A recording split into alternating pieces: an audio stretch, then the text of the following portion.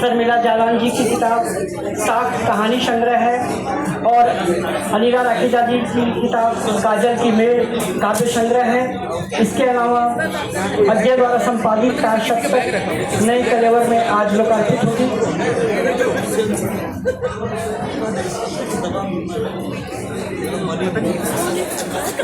और एक किताब और आज लोकार्पित होगी सृजनी की घुमंतु औरत। तो मैं अब समय न लेते हुए इतिहास तथ्य एवं भ्रांति विषय पर जो हमारी बातचीत होगी, मैं आमंत्रित वक्ताओं को मंच पर बैठने का आग्रह करता हूं। मैं सबसे पहले भारतीय भाषा परिषद के निदेशक लेखक शंभुनाथ जी से आग्रह करता हूं कि कृपया मंच पर आएँ। हम आपका हार्दिक स्वागत करते हैं। मैं वाणी प्रकाशन के कार्यकारी निरीक्षक श्री अरुण माहेश्वरी जी से आग्रह करता हूं कि कृपया मंच पर आ जाएं। मैं घनश्याम शुक्ला जी से आग्रह करता हूं कृपया मंच पर आकर अपना स्थान ग्रहण करें। मैं प्रोफेसर इंद्रनील आचार्य जो कि विद्यासागर विश्वविद्यालय अंग्रेजी विभाग के प्राध्यापक हैं और दलित ट्राइबल्स फंड का काम है। सर आपका हार्दिक अभिनंदन। मैं प्रोफेसर हितेंद्र पटेल जो कि आज का हमारा विषय है इतिहास तथ्य और भ्रांति, और इस विषय के विशेषज्ञ भी हैं प्रोफेसर हितेंद्र पटेल जी। मैं मृत्युंजय श्रीवास्तव जी से आग्रह करता हूं कृपया आएँ। लेखक समीक्षक मैं नॉर्थ बंगाल विश्वविद्यालय की प्रोफेसर मनीषा झा से आग्रह करता हूं कृपया मंच पर आएँ। और मैं राजेश जी श्री राजेश साव जी से भी आग्रह करता हूँ कृपया मंच पर आ जाए।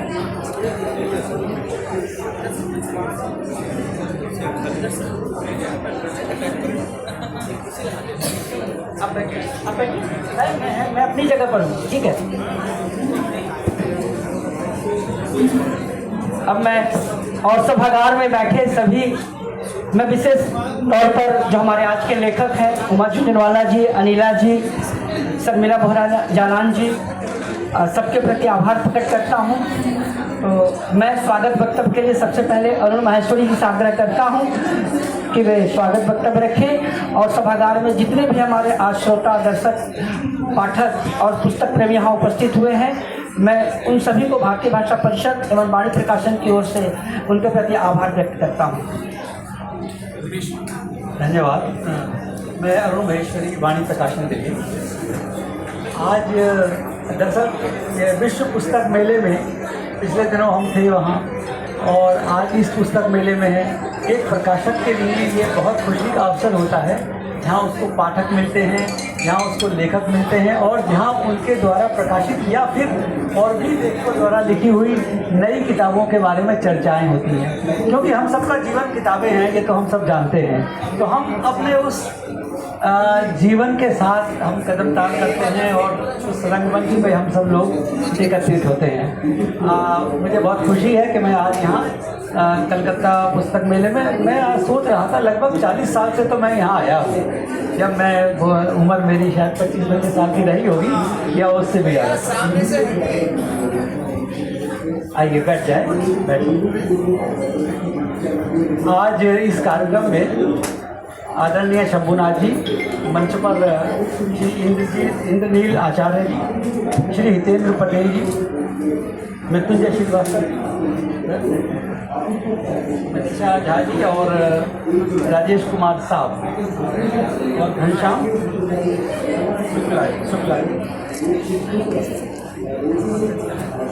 शुक्ला जी, मैं सभी का स्वागत करता हूं। और आज का कार्यक्रम का संचालन श्री संजय जायसवाल का भी स्वागत करता हूं। और क्योंकि सारी बागडोर संचालक के हाथ में होती है, इनका मैं हार्दिक अभिनंदन करता हूं।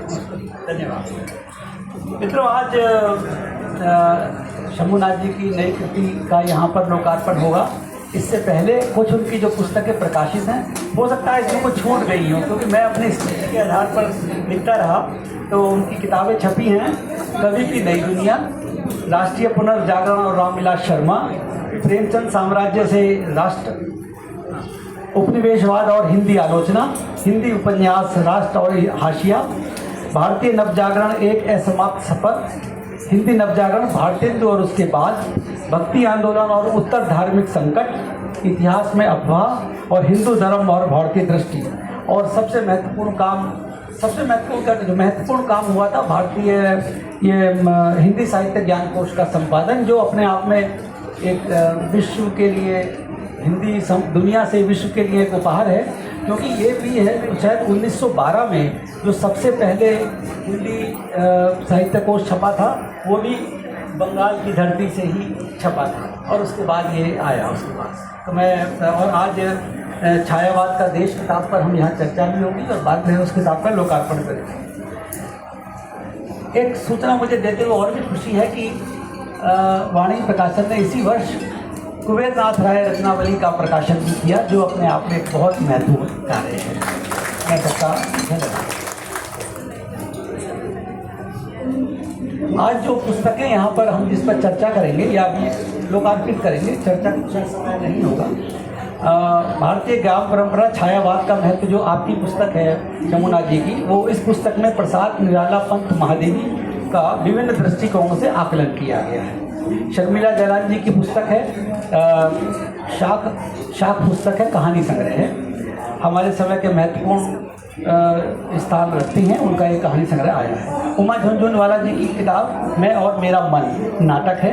बंगाल कविता जी, बंगाल और महाराष्ट्र की भूमि से इस तरह कविताओं की पुस्तकों का प्रकाशन होना बहुत महत्व रखता है। और अनिला राकेजा जी की पुस्तक है काजल की मेड़, कविता संग्रह है।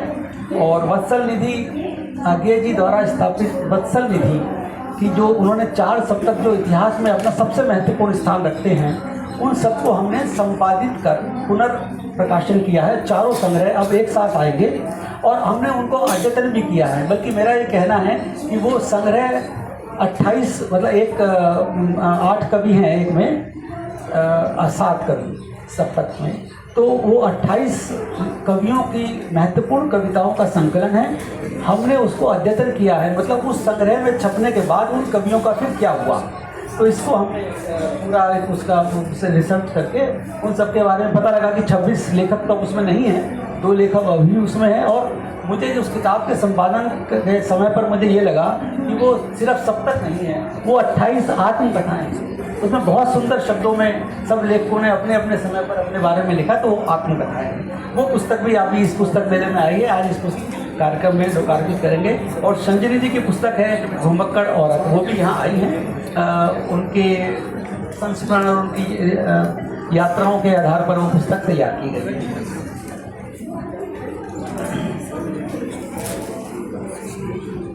आज जो विषय है इतिहास तथ्य वृक्ष भ्रांति, चाहे शंकराचार्य हों या 2014 से पहले का भारत, आज हर ओर जैसे एआई में भ्रांतियां फैलाई जाती हैं, वैसे ही हमारे देश के नेता प्रणेता भ्रांतियों का देश बना रहे हैं। इसलिए अब व्यंग से ही कहा जाता है कि आज़ादी के 2 वर्ष पहले, यानी मैं 2012 की बात भी कर सकता हूँ। तो आजकल आज़ादी का समय बदल चुका है और हम इस पर आज सबसे चर्चा होगी यहाँ बातचीत। इस तरह के जो संदेश जा रहे हैं ये पीढ़ियों के लिए गलत संदेश जा रहे हैं। इस पर शंभुनाथ जी और हमारे सभी इस पर कहेंगे। शंभुनाथ जी का आभारी हूँ जिन्होंने पहले तो भक्ति आंदोलन और उत्तर धार्मिक संकट पुस्तक की ओर और फिर नज़दीक जाकर इतिहास में भ्रांति पुस्तक की तैयारी की। अब किताब आपके सामने है। बहुत बहुत शुक्रिया, धन्यवाद। बहुत बहुत धन्यवाद। अब मैं भारतीय भाषा परिषद की ओर से घनश्याम जी शुक्ला जी से आग्रह करता हूँ कि वे अपनी बात रखें।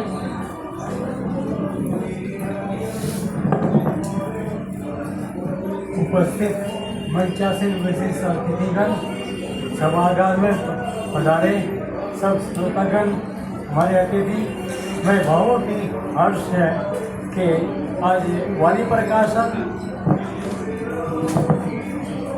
और भारतीय भाषा परिषद आज ये आयोजन करने जा रहा है और आप सबकी उपस्थिति हमें उत्साहित कर रही है। हमें बहुत ही खुशी है इस बात की। और विभिन्न जो हमारे प्रकाशकों के लेखकों के जो ग्रंथ आज इन काम को ये करेंगे, बोधन करेंगे, इसके शुभ अवसर पर आप सबका बहुत बहुत स्वागत है, हार्दिक स्वागत है। एवं मैं धन्यवाद भी देना चाहूँगा कि आप सब यहाँ पर पधारे हैं और हम अब आयोजन को जगह समय लेते हुए मैं शंभूनाथ जी से आग्रह करूँगा वो 2 शब्द अपने रखें। नमस्कार।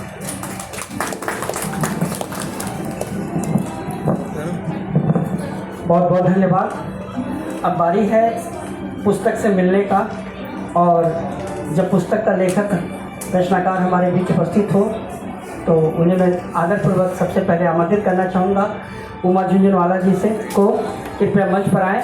और इन्होंने लंबे समय तक हिंदी रंगकर्म को समृद्ध किया है और रचनात्मक लेखन में भी बहुत सक्रिय हैं।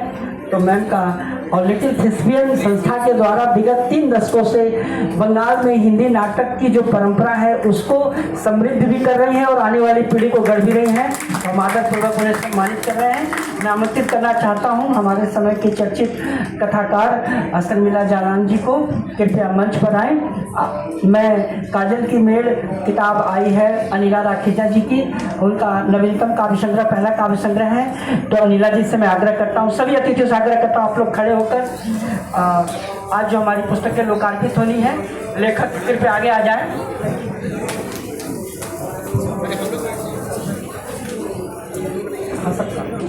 हाँ नहीं, और शंभूनाथ जी की किताब छायावाद का देश, और संजनी की किताब घुमंतू औरतें। मैं उनसे भी आग्रह करता हूँ अगर सभागार में है आगे। संजनी जी घुमक्कड़ औरत, ये हमारे लिए खुशी की बात है कि सारे लेखक हमारे बीच यहाँ उपस्थित हैं। बिल्कुल। और छायावाद का देश शंभूनाथ जी की किताब,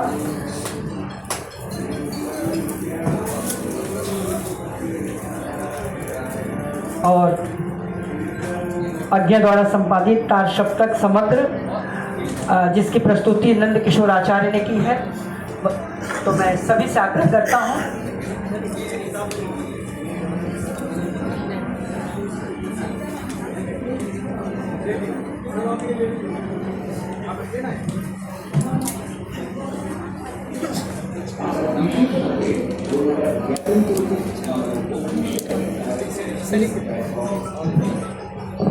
मैं वाणी प्रकाशन के तमाम लेखकों को धन्यवाद देना चाहता हूँ। शंभूनाथ जी, उमा झुंझुनवाला जी, अनिला राखेजा जी, संजनी जी, शर्मिला भुरा जालान जी, आप सब इसी तरह से अपनी रचनात्मकता से ज्ञान और विचार की जो थाती है उसको समृद्ध करें। बहुत बहुत धन्यवाद, बहुत बहुत आभार। और मैं पाठकों से आग्रह करूंगा कि वाणी प्रकाशन के पुस्तक केंद्र से आप यह किताब संग्रह कर सकते हैं, और स्टॉल संख्या है 381। तो बस परिचर्चा के बाद हम लोग वहीं लेखक के साथ उनके हस्ताक्षरित पुस्तकें प्राप्त कर सकते हैं। मैं आप सभी के प्रति आभार प्रकट करता हूं। बहुत बहुत धन्यवाद उमा जी, अनिला जी और शर्मिला जी और संजनी जी, बहुत बहुत धन्यवाद कि वे अपनी बात रखें। और सभी हमारे विद्वानों से आग्रह है कि 5 से 7 मिनट के भीतर अपनी बात रखें। और आपका हार्दिक स्वागत। सबसे पहले जिनकी किताबों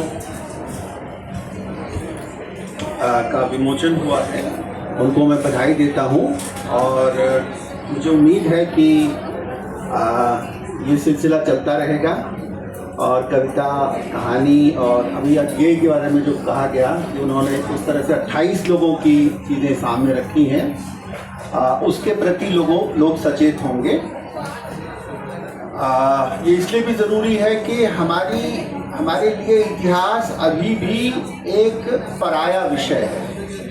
इतिहास के बारे में, इतिहास और भ्रांति के बारे में बात करते हुए सबसे पहली बात मुझे यही कहनी है कि इतिहास के बारे में एक भ्रांति है कि ये सिर्फ सच का बयान करती है। यही भ्रांति सबसे बड़ी है।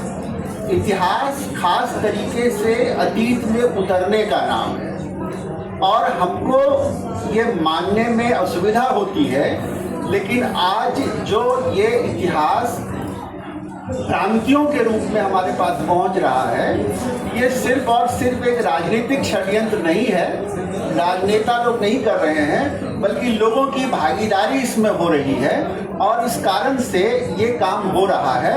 ये लाभदायक काम हो गया है।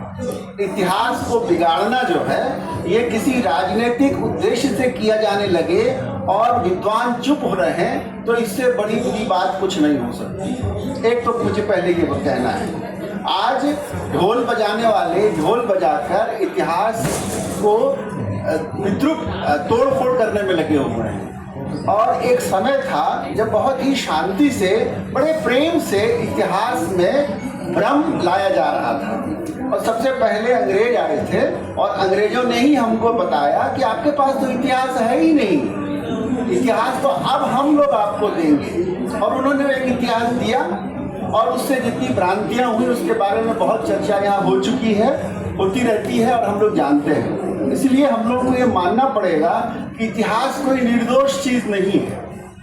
हर इतिहास एक समय कॉन्टेम्परेरी जो वर्तमान में चल रहा है उसके बारे में बात करने का एक दूसरा जरिया है।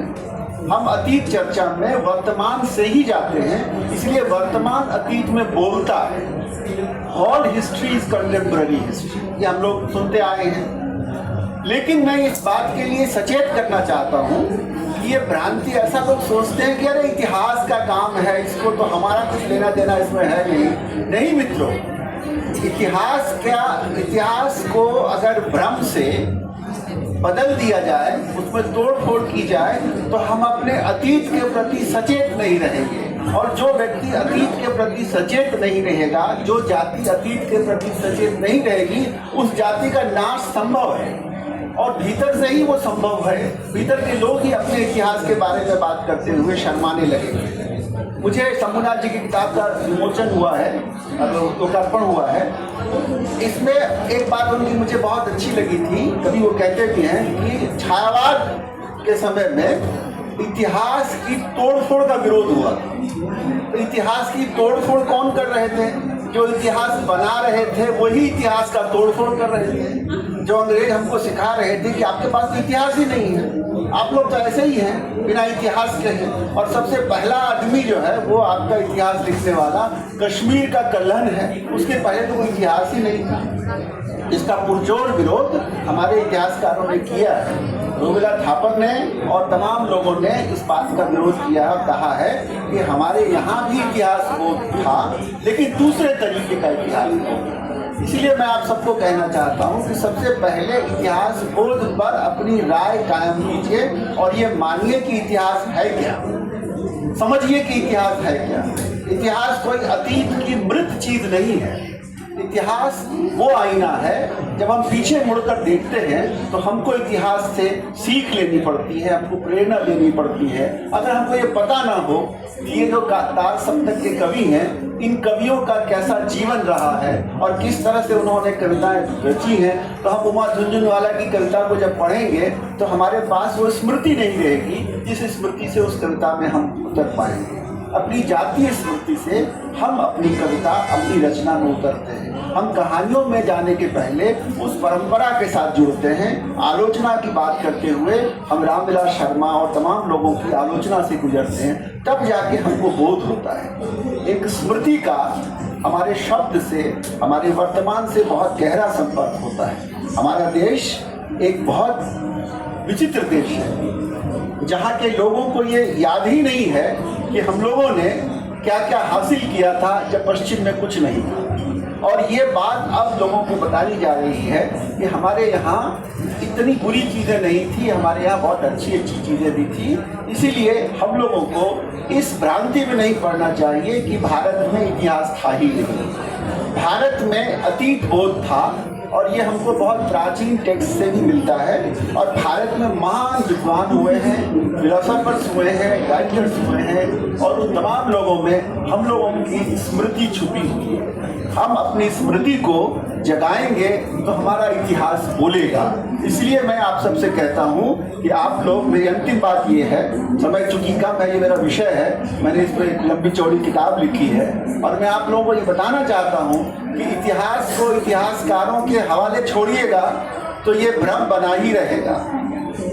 इतिहास के बारे में, अतीत के बारे में बात करते हुए इतिहासकार अपने तरीके से लिखता है, और वो देखने की दृष्टि जो है उसको पश्चिम से मिली हुई है। इसीलिए हर इतिहास पश्चिमी वर्जन होता है, और वो दृष्टि जो है उसमें एक पश्चिमी दृष्टि का समावेश होता है। इतिहास अंततः दृष्टि का ही नाम है।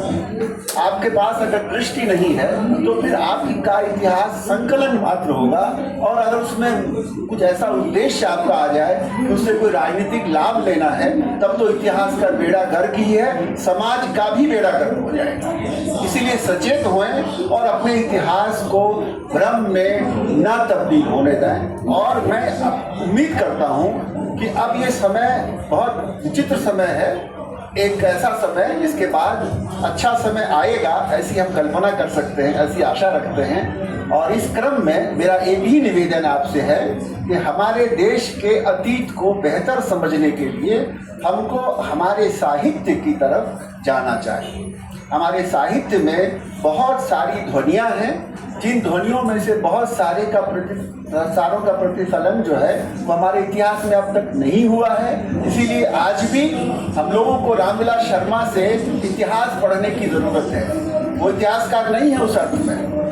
हम लोगों को कुबेर नाथ राय की इतिहास दृष्टि की तरफ भी देखने की ज़रूरत है, और हम लोगों को अपने कवियों से सीखने की ज़रूरत है। ये बात मेरी नहीं है, रणजीत गुहा जैसे इतिहासकार ने माना है कि अगर इतिहास को ठीक से समझना है तो मैं इतिहासकार के पास नहीं जाऊंगा, मैं अपने कवि के पास जाऊंगा। और ये बात कहते हुए मुझे याद दिलाना जरूरी लगता है कि रणजीत गुहा ने तुलसीदास का जिक्र किया है, और ये बात मैं आप लोगों को बताना इसलिए जरूरी समझता हूँ कि हमारे सबसे प्रसिद्ध इतिहासकार जीवन के अंतिम वर्षों में, 20 वर्षों में सिर्फ और सिर्फ बंगला में लिखते रहे और कवियों की तरफ जाने का संकेत देते रहे।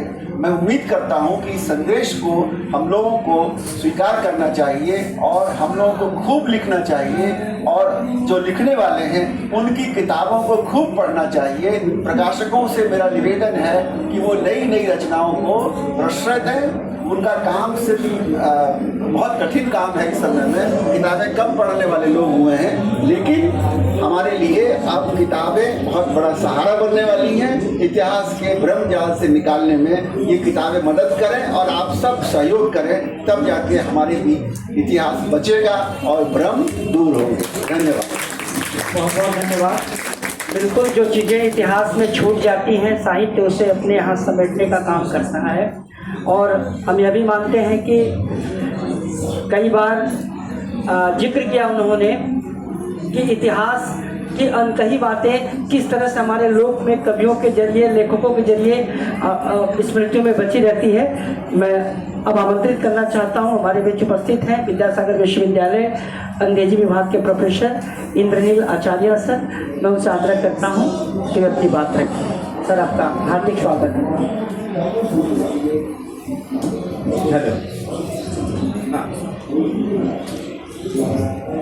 भारतीय भाषा परिषद और वाणी प्रकाशन को हमारी तरफ से बहुत आभार व्यक्त करता हूँ, और हमें इस चर्चे में बुलाने के लिए भी संजय जी और जो भी मित्र इधर है उन सभी का मैं आभार व्यक्त करता हूँ।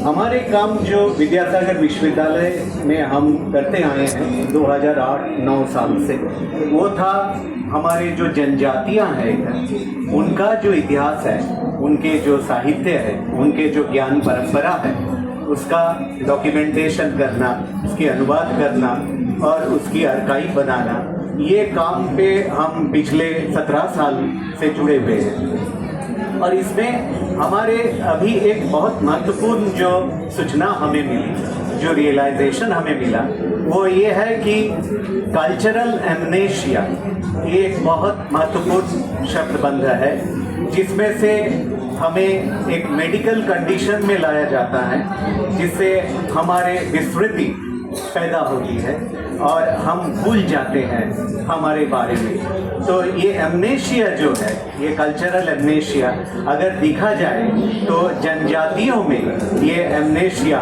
बहुत ज़्यादा पैदा कर चुके हैं और ये कॉलोनियल पीरियड से ही होते आ रहे हैं। और हमने ये भी देखा कि एमनेशिया के बाद एक कल्चरल एफेजिया भी बना और ये एफेजिया में जो हुआ कि उन्होंने अपने बारे में कोई बात नहीं कर सके, उन्होंने सिर्फ भूल नहीं गए, उन्होंने खुद को रिप्रेजेंट भी नहीं कर सकते। तो ऐसे बहुत कम्युनिटीज़ हैं, मार्जिनलाइज्ड कम्युनिटीज़ हैं जो सचमुच सबल्टर्न बन चुके हैं और इसमें हमारे भी बहुत योगदान है।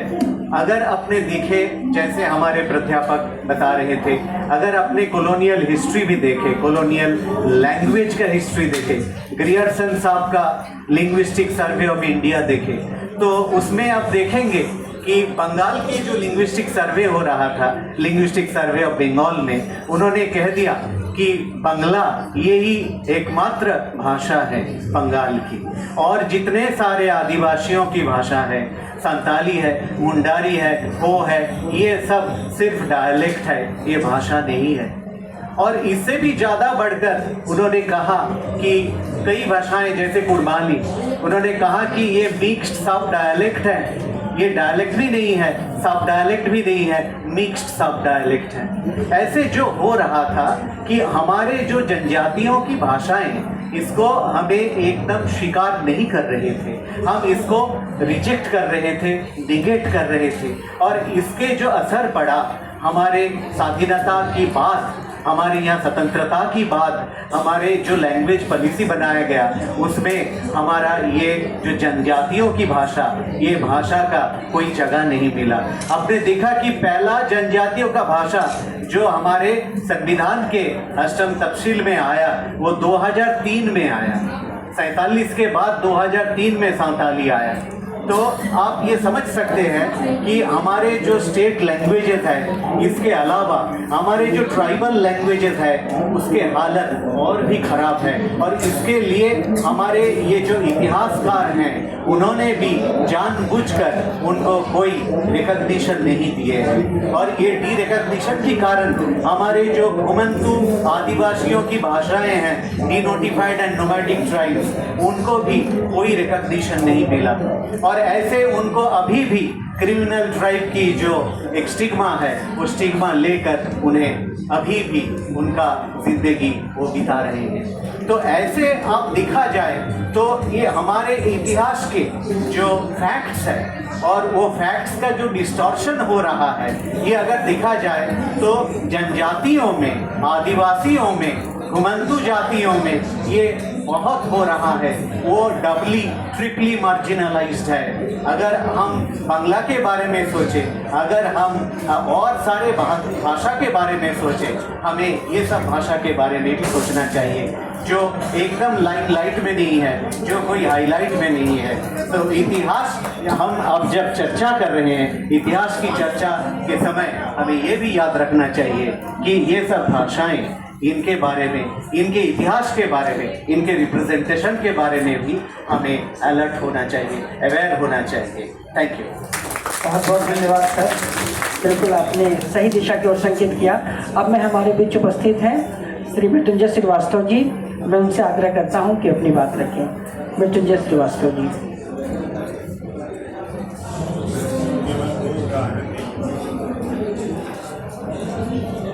केवल 2 उदाहरण देकर मैं अपनी बात को प्रभावशाली बनाने की कोशिश करता हूँ।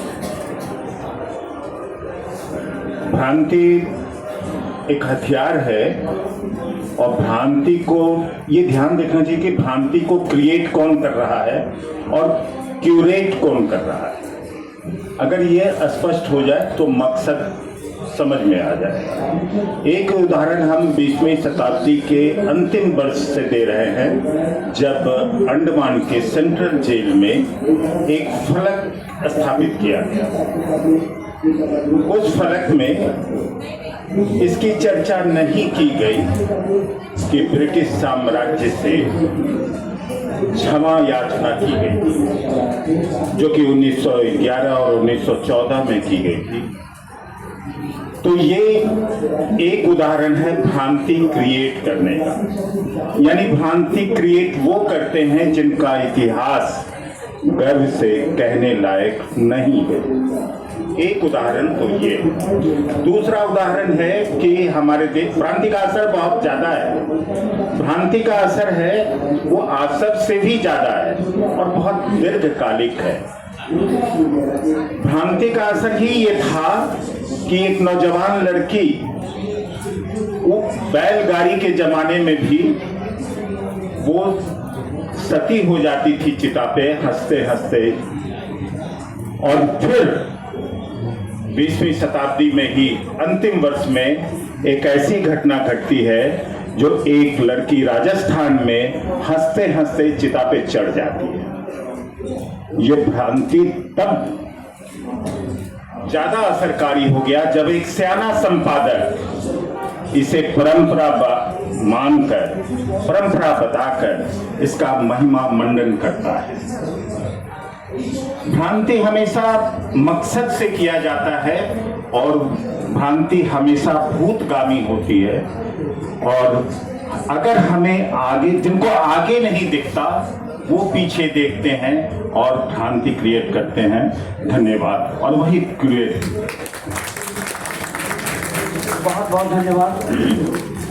और एक बात मैं बताना चाहूँगा कि हिंदी की ही शक्ति है कि 2016 में वाणी प्रकाशन से प्रकाशित लेखक जो नाइजीरियन लेखक थे यून फुस्से की किताब, जिसका हिंदी में अनुवाद हुआ आग के पास आलिस है, का प्रकाशन किया गया था। और इस पुस्तक को 2023 में नोबेल पुरस्कार मिला है। तो इसके लिए वाणी प्रकाशन को बहुत बहुत धन्यवाद। अब मैं नॉर्थ बंगाल विश्वविद्यालय के हिंदी विभाग की प्रोफेसर और हमारे समय की चर्चित युवा कवित्री मनीषा झा जी से आग्रह करता हूं कि वे अपनी बात रखें। मनीषा जी।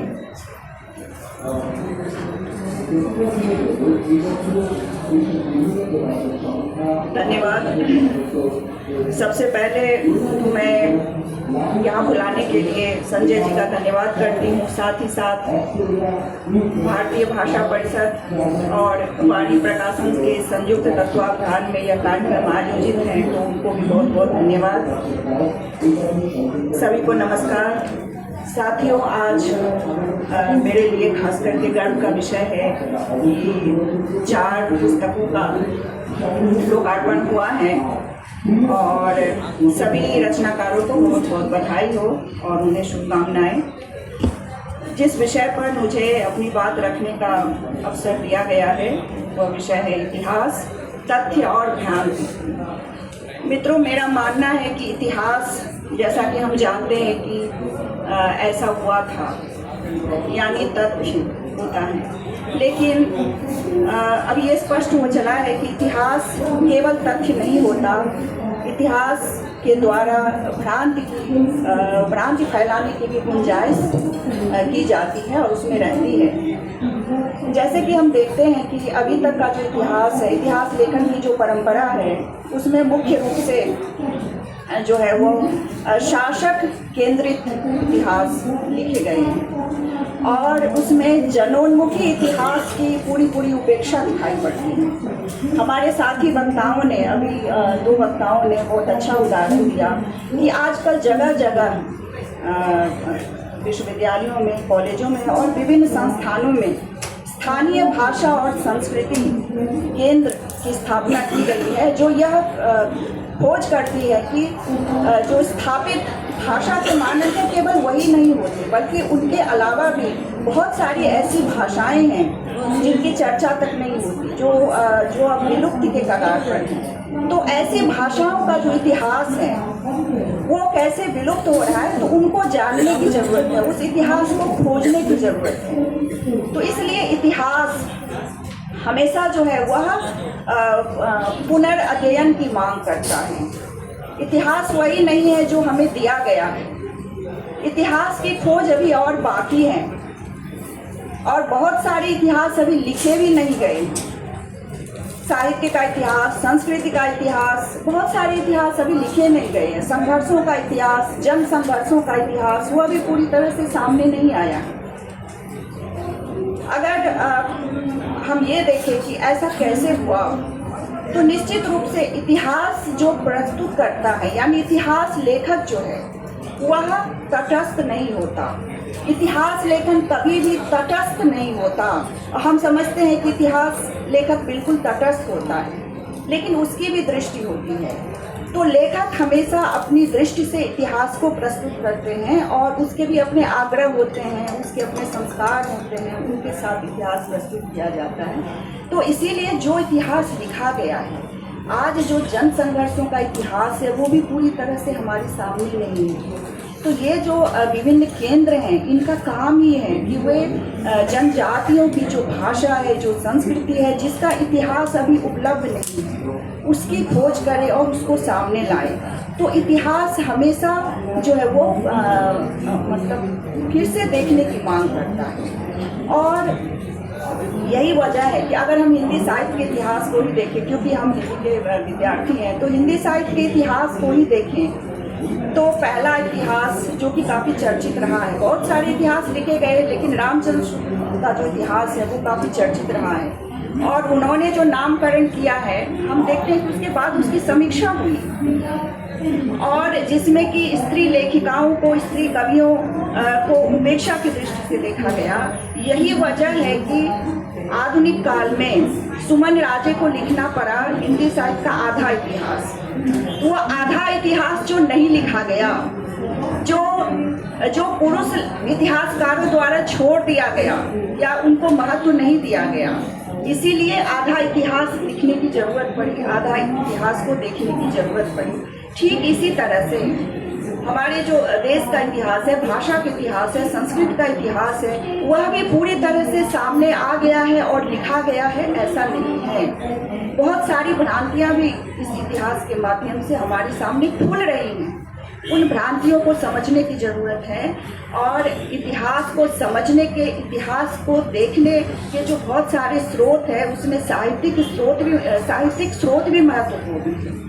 तो कवियों ने जो लिखा, जो साहित्यकारों ने जो लिखा, वह भी इतिहास को निर्धारित करने में बड़ी भूमिका अदा करता है। तो बिल्कुल हमें साहित्य की उपेक्षा नहीं करनी चाहिए, क्योंकि कोई भी साहित्य अपने युग की बातों को सामने लाता है, युग का आईना भी होता है, युग का दस्तावेज भी होता है। तो इतिहास को तय करने में कहीं न कहीं उसकी भी भूमिका होती है। तो मित्रों, कहने को बहुत सारी बातें हैं और अंत में जो मैं ये कहना चाहती हूँ वह यही है कि इतिहास भी जो है वह फिर से देखे जाने की मांग करता है, क्योंकि उसमें भी बहुत सारी भ्रांतियाँ हैं। उन भ्रांतियों को समझने की या जो इतिहास अनदेखा रह गया है उसको बाहर लाने की भी ज़रूरत है। तो इन्हीं कुछ बातों के साथ मैं अपनी बात समाप्त करती हूँ। आप सबका पुनः धन्यवाद। बहुत बहुत धन्यवाद मनीषा जी। बिल्कुल जो चीज़ें छूट गई हैं उन्हें शामिल करने की ज़रूरत है। और अब मैं राजेश साहब जी से आग्रह करता हूँ कि वे अपनी बात रखें। श्री राजेश साहब जी।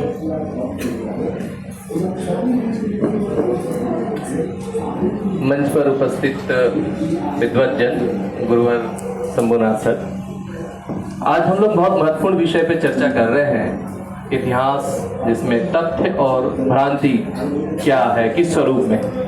लेकिन मुझे लगता है जब भी हम इतिहास की चर्चा करते हैं तब केवल हम अपने राजनीतिक इतिहास की चर्चा करते हैं। हम लोग जब पढ़ते हैं या पढ़ाते हैं तो राजनीतिक इतिहास, वहाँ पर हमारा समाज, हमारी भाषा, सबका जो एक इतिहास है वो छूट जाता है। तो इतिहास में जब भी हम बात करें तो सामूहिक, क्योंकि वो इतिहास ही है जो हमारी सामूहिक स्मृति या अपनी पहचान छुपी होती है, हमारा अस्तित्व, और वर्तमान और भविष्य भी इतिहास पर डिपेंड करता है। इसलिए हम लोग केवल राजनीतिक इतिहास की चर्चा ना करके हम अपनी भाषा, हमारी संस्कृति, उन सब इतिहास की ओर देखना चाहिए। जहाँ तक बात है, इतिहास तथ्य पर आधारित होती है, लेकिन जब भी इतिहास को हम अध्ययन करते हैं तो तथ्य और भ्रांतियां के बीच बहुत ही मामूली रेखा होती है, धुंधली सी रेखा। जैसे एक उदाहरण ले ले, 1947 में हमारा देश आजाद हुआ, ये तथ्य है। लेकिन अगर हम इस तथ्य को अगर केवल इस रूप में देखें कि केवल एक नेता या एक या दो नेता ने देश की आज़ादी दिलवाई, तो एक कहीं ना कहीं भ्रांति पैदा करती है। इसमें हजारों ऐसे लोग हमारी कुर्बानी, अपनी कुर्बानी दिए और उसके लिए लड़े, तो एक बहुत ही मामूली सी रेखा है। और साथ ही साथ ये भी हम देखें कि जैसे तथ्य सकारात्मक चीजें होती हैं, भ्रांतियां नकारात्मक हैं। इसको समाचार के रूप में देखें कि समाचार पत्र में नकारात्मक खबरें हमें ज्यादा आकर्षित करती हैं, हम ज्यादा उस ओर बढ़ते हैं। सकारात्मक चीजें बहुत ही कम आकर्षित करती हैं। तो अगर हम आज के युग में देखें, सोशल मीडिया, आज भ्रांतियों की चर्चा हम लोग क्यों कर रहे हैं कि तेजी से फैल रही है। सोशल मीडिया का जमाना है और जितनी तेजी से भ्रांतियां फैल रही है, हम लोगों को लग रहा है कि वही सत्य है और तथ्य पिछड़ जा रहा है। तो कैसे बचा जाए? बचने का मुझे लगता है कि पुस्तक संस्कृति जब तक बची रहेगी, हमारा इतिहास में तथ्य भी बचा रहेगा। पुस्तक से जैसे जैसे हम दूर होते जा रहे, जैसे अभी सर उद्धरण कर रहे थे कि हम अगर इतिहास को जाने, तो ये सच मैं भी इस बात पे बल दूंगा कि अगर हमको देश की आज़ादी का इतिहास जानना हो, तो क्यों ना हम प्रेमचंद के साहित्य को पढ़ें। प्रेमचंद के साहित्य में क्या उस समय का राजनीतिक घटनाक्रम या सामाजिक घटनाक्रम नहीं मिलेगा? तो वो कहीं ना कहीं लेखक और कवि जो उस समय लिख रहे थे, वो ज्यादा सत्य रूप में लिख रहे थे। हो सकता है कोई इतिहासकार पक्षपात किया हो, अपने व्यक्तिगत लाभ नुकसान को देखते हुए लिख रहा हो, या उनका दृष्टिकोण हो, जैसे अंग्रेजों द्वारा लिखा गया जो इतिहास है उसका दृष्टिकोण अपना है। तो हम बहुत बहुत आज जिन कवियों की पुस्तकें प्रकाशित विमोचित हुई है, उनको आभार प्रकट करते हैं कि वो ये, और उससे ज्यादा दायित्व हम सब पर है। जो नागरिक जब पढ़ रहा है इतिहास, राजनीतिक इतिहास भी पढ़ रहा है, तो आलोचनात्मक दृष्टि लोग पढ़े, प्रश्न करे कि ये तथ्य सही है या भ्रांतिपूर्ण है। और हम अपने बीच पुस्तकों की पढ़ने की संस्कृति को अगर बढ़ाते हैं, तो हमारा इतिहास तथ्य पर ही आधारित रहेगा। धन्यवाद। बहुत बहुत धन्यवाद राजेश जी। हमें एक गहरे तथ्य से बचने की ज़रूरत है और एक समावेशी दृष्टि के साथ ही हम इतिहास को स्थापित कर पाएंगे और उसके अनुसार आचरण भी कर पाएंगे, तो बेहतर होगा। अब मैं गुरुवर शंभुनाथ जी से आग्रह करता हूं कि अपनी बात रखें।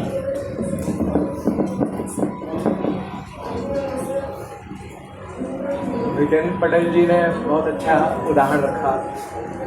और जैसे अंडमान निकोबार के बारे में मैं कहूँ कि जब देश आज़ाद हुआ था, तो उस समय राष्ट्रीय आंदोलन से बहुत ज़्यादा जो उत्प्रेरित थे, उस आवेग में जवाहरलाल नेहरू के सामने एक सुझाव आया था कि अंडमान और निकोबार का नाम बदल करके स्वराज्य और शहीद कर दिया है। अब आप सोचिए कि इससे वहाँ के रहने वालों की मानसिकता पर क्या असर पड़ेगा कि हमारे क्षेत्र का नाम ही बदल दिया जाए। तो राष्ट्रीय इतिहास को, हर देश के राष्ट्रीय इतिहास को, और खासकर उस देश के राष्ट्रीय इतिहास को जो जहाँ विविधताएं हैं, संस्कृत की, भाषा की, विचारों की, वहाँ उसे समावेशी होना पड़ता है। अंत में नेहरू जी ने कहा कि नहीं, ये बिल्कुल जो वहाँ का अंडमान निकोबार नाम है वही रहना है। तो इस तरह से वहाँ की पहचान की रक्षा बहुत जरूरी हो गई। मैं एक और बात कहना चाहता हूँ कि देखिए, इतिहास को किसी भी राजनीति का गुलाम नहीं होना चाहिए। यदि इतिहास राजनीति का गुलाम जब नहीं होगा, तभी तथ्य सच बोल सकते हैं। ये एक बहुत ही महत्वपूर्ण बात है, महत्वपूर्ण मुद्दा है जिसको ध्यान रखना चाहिए। और ये कि इतिहास राजनीति का गुलाम हो जाता है, वहाँ इतिहासकार केवल मूर्ति तोड़ने और मूर्ति बनाने का काम करता है। और इन स्थितियों में क्या होता है कि इतिहासकार से ज्यादा कलाकार हो जाए। इतिहासकार जब इतिहासकार से ज्यादा कलाकार हो जाएगा, तो उस समय तथ्य पर क्या बीतेगी ये आप कल्पना कर सकते हैं। और ये हर युग में कुछ न कुछ तथ्यों पर हमला होता रहा है, क्योंकि सत्ता जो है वो एक तरह सक्रिय रहती है। एक और बात कहना चाहता हूँ कि इतिहास कोई मतदान केंद्र नहीं है कि वहाँ जिस पर अधिक वोट पड़ जाएगा वही सत्य हो जाएगा। तो ये एक बात है कि इतिहास तथ्यों के मनमाने चुनाव, कई बार क्या होता है कि इतिहास तथ्यों का मनमाना चुनाव उसकी मनमानी व्याख्या करता है, तो वो भ्रांति का एक बहुत बड़ा दस्तावेज बन जाता है ऐसा इतिहास। मैं एक बात और कहना चाहता हूँ कि अभी जो हमारे समय का जो इतिहास लेखन हो रहा है, उस इतिहास लेखन पर फिर से विचार करने की ज़रूरत है। और वैसा हमें ध्यान में रखने की ज़रूरत है कि इतिहास को ऐसा नहीं होना चाहिए कि अतीत भविष्य पर बोझ बन जाए। इतिहास अगर ऐसा हो जाता है कि अतीत भविष्य पर बोझ बन जाता है तो विकास आहत होता है, बहुत सारी चीजें आहत होती हैं, विचार आहत होते हैं, तर्क आहत होते हैं, तथ्य आहत होते हैं। तो ये एक बहुत महत्वपूर्ण बात है। फिर इतिहास को कैसा होना चाहिए? इतिहास को एक ऐसी मुक्तिकामी ताकत, बौद्धिक ताकत का रूप होना चाहिए जो हमें पुराने भेदभावों से, अंधे विश्वासों से मुक्त करे और मानवता को प्रेम, स्वतंत्रता और न्याय की भूमि पर ले जाए, न्याय की तरफ ले जाए। ऐसा इतिहास, मुक्तिकामी इतिहास होना चाहिए। मैं ज़्यादा नहीं कहना चाहता हूँ, मैं कुछ और, क्योंकि मैं चाहते हैं कविताएँ भी पढ़ें हमारे कवि। एक बात और कहना चाहता हूँ, आखिरी बात वो ये है कि देखिए, आज चिंता की बात केवल ये नहीं है कि डॉलर का मूल्य उठ करके 92 रुपया हो गया। चिंता की बात यह भी है कि हमारे मनुष्य होने का मूल्य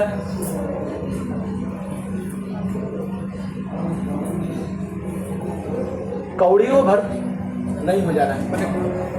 मनुष्य होने का मूल्य आज कौड़ियों की तरह हो गया। मनुष्य नहीं, आज दूसरे को देखते ही ये समझ में आता है कि क्या किस जाति का आदमी, बंगाली है, बिहारी है, ये आता है, हिंदू है, मुसलमान है, सिख है।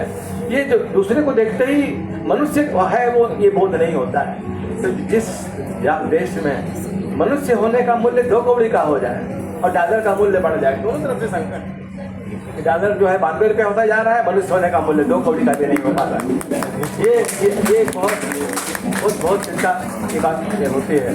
अंत में मैं ये कहूँगा कि जो धारा है कि इतिहास जहाँ गूंगा होता है वहाँ साहित्य बोलता है। इसलिए अभी उन्होंने कल्हड़ की राज तरंगिणी का उदाहरण दिया। कल्हड़ 11वीं सदी का ग्रंथ है, उसकी शुरुआत राज तरंगिणी इस पंक्ति से करते हैं कि हे कवि, तुम्हारे बिना यह जगत अंधा है। अब बताइए कि इतिहासकार कह रहा है, ऐसा नहीं कि किसका नाम लिया आपने, दिपेश चक्रवर्ती का नाम लिया, किसका नाम लिया आपने, ये उन्होंने आज कहा है। ये तो हमारे लगभग 1000 साल पहले हमारे राज तरंगिणी में कहा गया है कल्हड़, हे कवि, तुम्हारे बिना इतिहास अंधा। तो इसलिए साहित्य के जो लोग हैं उन्हें इतिहास के प्रति सचेत होने की ज़रूरत है।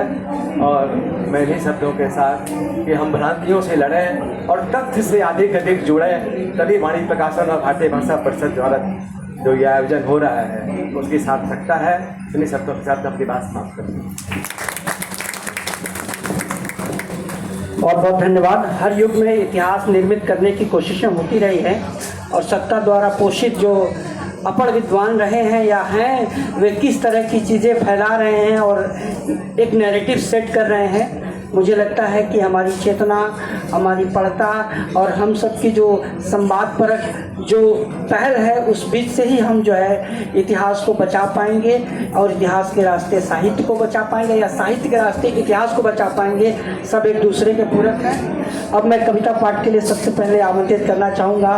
हमारे लिए खुशी की बात है कि तीनों कवित्रियाँ, एक कथाकार और 3 कवित्रियों की किताबें आज प्रकाशित हुई हैं। इससे अब अंदाज़ा लगा सकते हैं, लोकार्पित हुई है कि स्त्री लेखन भी जिस आधा इतिहास की बात कह रही थी कि इतिहास पूरा नहीं बन पा रहा, तो मुझे लगता है कि उस इतिहास को पूरा करने के लिए उमा जी आए और उस आदि आबादी का प्रतिनिधित्व करें, इतिहास में शामिल हो। आपका हार्दिक स्वागत है।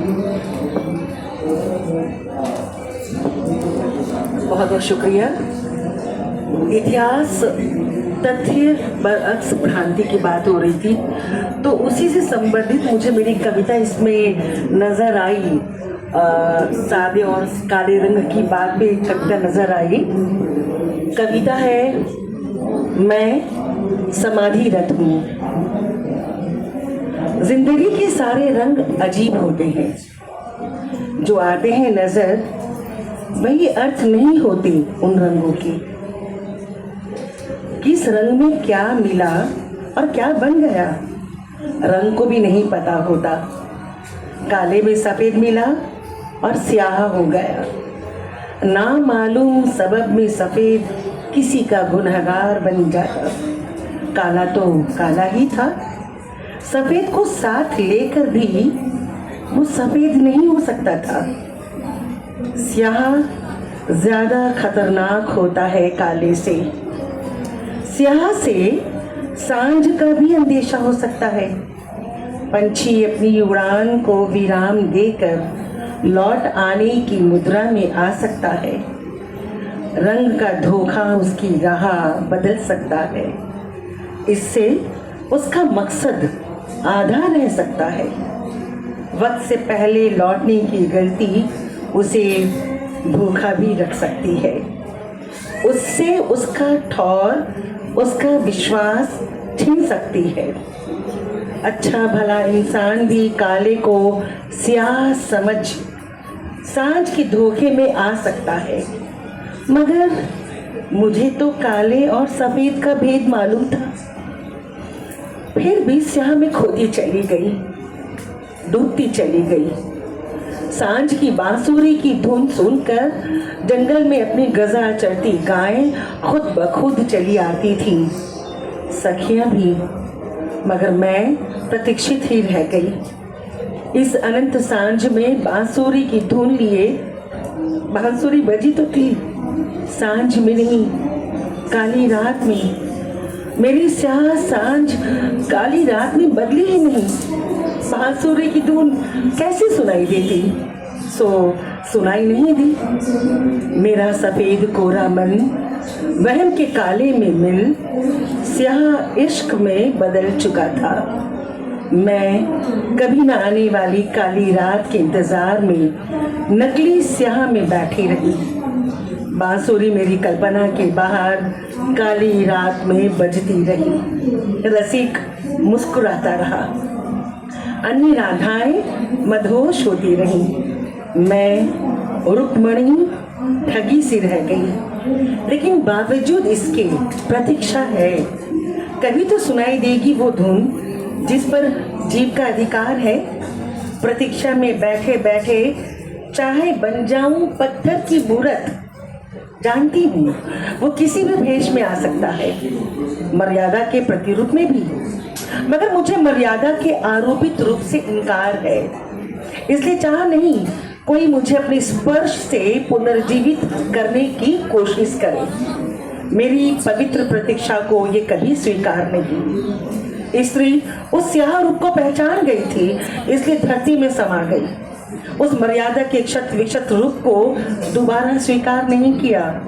स्वांग को देखने के लिए विरहणी की आंखों की ज़रूरत होती है, लेकिन मैं विरहणी नहीं हूँ।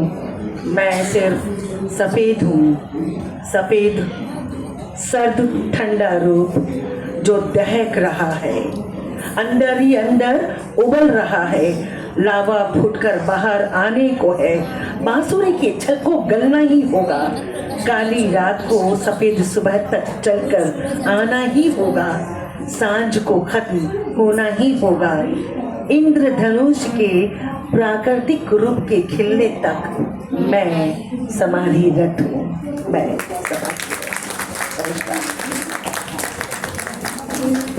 बहुत बहुत धन्यवाद उमा दी। बिल्कुल आपके आपकी इस कविता में भी एक इतिहास दर्ज हो रहा है जो हमारे आसपास की दुनिया है। अब मैं आमंत्रित करना चाहता हूं अनिला राखेचा जी को कि वे आएँ और अपनी कविता का पाठ करें।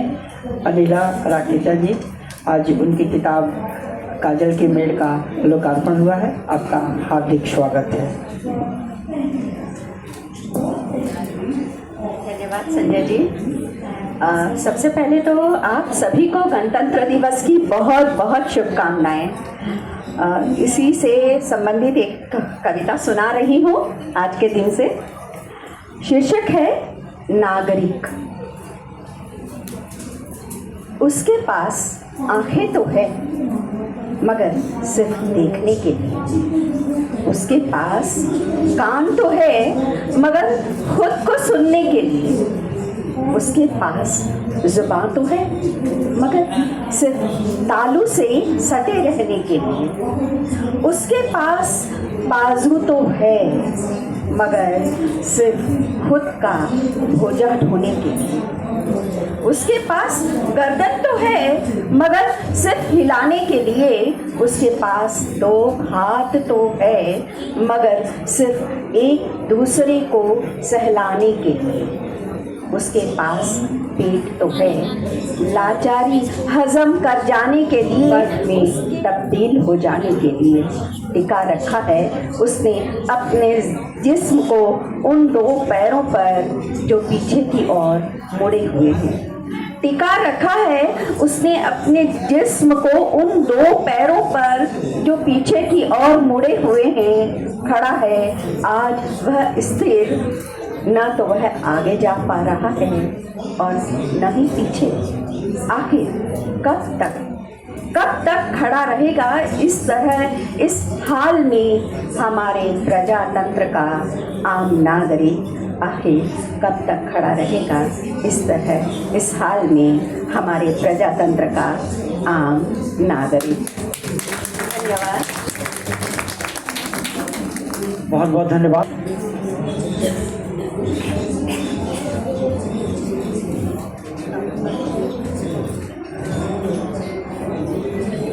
आज यहाँ पर बहुत सारे दर्शकों को देखकर बहुत अच्छा लग रहा है, क्योंकि बुक फेयर में एक ऐसी हलचल मची हुई रहती है। किताबों को देखना, किताबों को चुनना, किताब खरीदना और घर जाने की हड़बड़ी। उसमें बैठकर जो सुन रहे हैं उनको, पाठकों और दर्शकों को देखकर मन में तसल्ली है कि लोग सुनने भी आते हैं।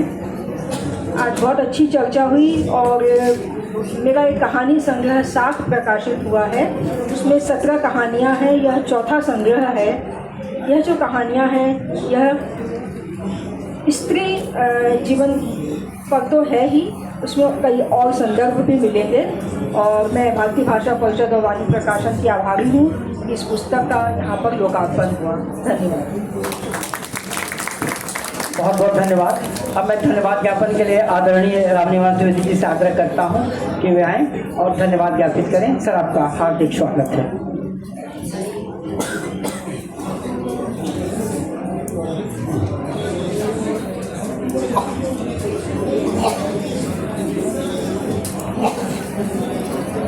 साहित्य की इस यज्ञशाला में आज जो सुनने को मिला, जिन विचारों का आदान प्रदान हुआ, इतिहास को खोज कर आपने हमें ज्ञान दिया, इसके लिए हम आप धर्मपिता को, प्रवक्ता को और आपके वक्तृत्व शक्ति को सादर नमन करते हैं। हमारी आस्था बनी रहेगी कि हम आपसे और भी आगे सुनते रहेंगे।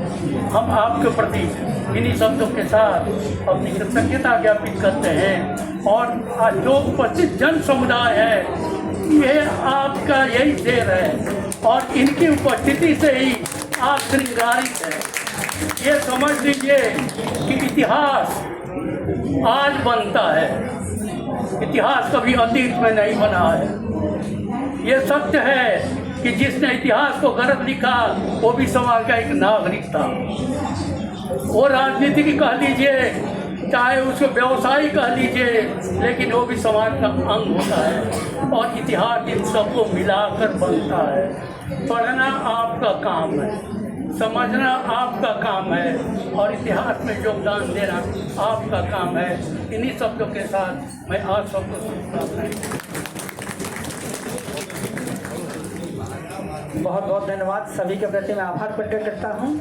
और कल लेखक से मिलिए, 29 तारीख को कार्यक्रम में आप मिलेंगे वाणी प्रकाशन के स्टॉल पर। उम्मीद है उस दिन उमा जी, अनिला जी, शर्मिला जी हमारे साथ होंगी। 29 दिसंबर को, 29 जनवरी को हम उसकी सूचना जल्द आपको देंगे।